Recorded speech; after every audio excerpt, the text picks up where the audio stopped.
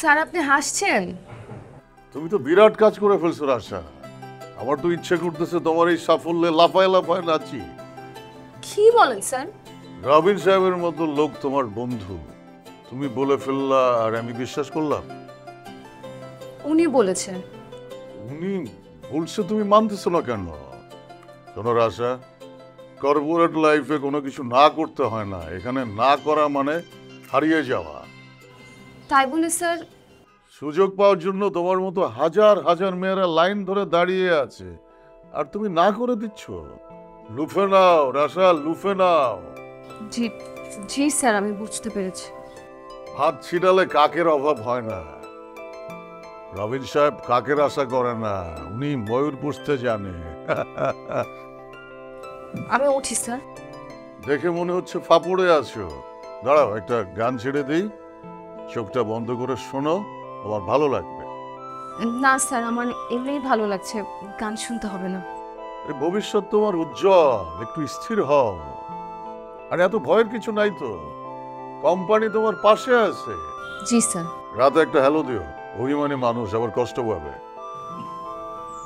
জি sir, দিব। একটা sleeping pill খেয়ে রাতে একটা সুন্দর ঘুম দাও। হ্যাঁ, কালকে দেরি করে অফিসে আসো, আমি সামলে নেবো, সমস্যা নেই।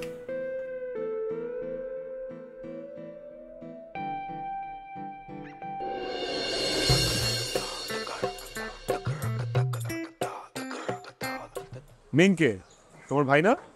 খবরদার এই ডাইনির সাথে, রাক্ষসী বুড়ির সাথে মিংয়ের পরিচয় করে দিও না। এটা মিংকে কাঁচা চাপায় খায় ফেলবে। শুধু মিং না, আস্তে আস্তে তোমার চতুষ্টিরই খায় ফেলবে। আরে মিং আমার বিড়াল। তাহলে ঠিকই আছে, ও কুকুর বিড়ালি খায়, এর চেয়ে বড় লেভেলে কোনো কিছু খাইতে পারে না।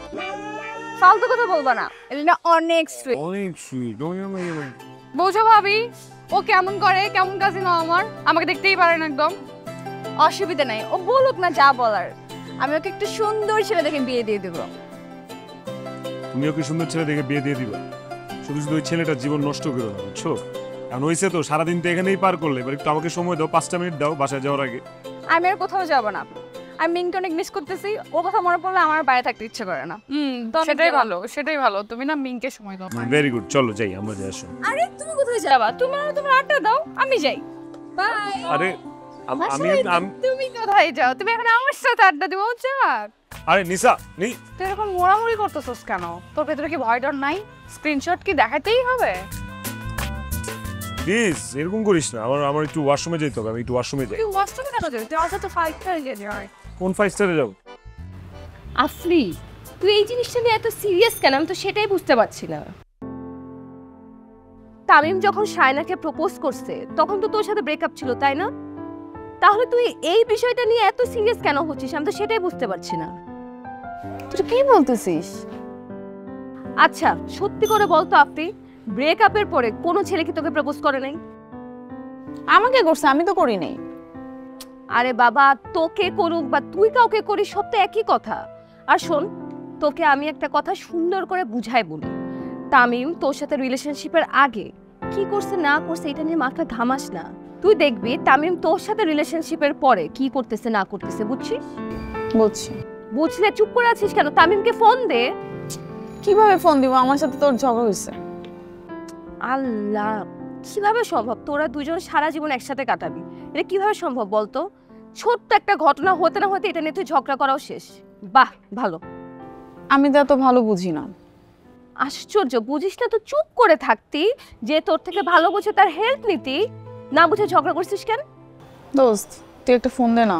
না না না না না, আমি ফোন দিতে পারবো না ভাই, পরে দেখা যাবে তুই আমাকে নিয়ে তামিমের সাথে সন্দেহ করতেছিস। এর থেকে ভালো তুই তোর বয়ফ্রেন্ডকে ফোন দে, তুই মিটমাট কর, তুই ফোন দে, তুই ফোন দিয়ে সরি বল। না থাক, এখন আমার ফোন করে বললে আবার ভাব বেড়ে যাবে, তার চেয়ে দেখা হলেই বলবো। ইচ্ছা, আচ্ছা ঠিক আছে, আমি ফুটবো। ফুটবি মানে?